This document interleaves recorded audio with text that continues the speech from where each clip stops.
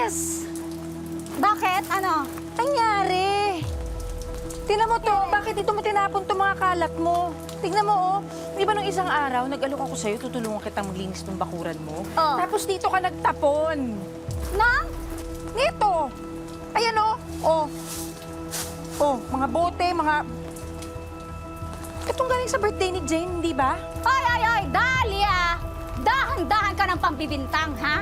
Hindi namin basura yan. Ay, wala ka namang pruweba. Hindi nyo ba basura? Oh, Wait, hindi nyo basura to? Ay, teka lang ha. Ito kasi oh. Jane.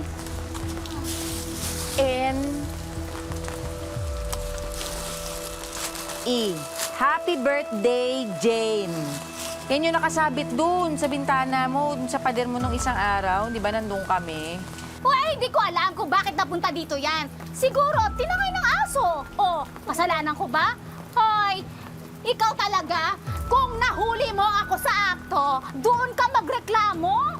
Ikaw napakabintangera. Ha?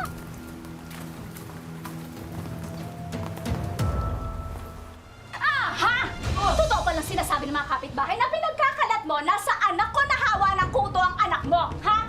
Wena! Oh, Wala akong pinagkakalat na may kuto yung anak mo. Alam yata ng lahat ng buong barangay na may kuto tong si Jane. At saka, itong anak ko, wala namang ibang nakakasamang may kuto yan, kundi yung anak mo lang. Isan makahawa yung iba. hoy! Walang kuto ang anak ko! Nay, meron ho! Oh, meron naman pala eh. Timik ka nga. Usapang tanda. Ay, Wena, ano ka ba? Huwag mo nang palakihin.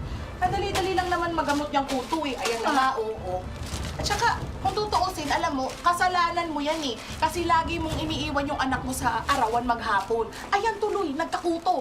Lagi mong pinapabayaan, hindi mo inaalagaan na maayos.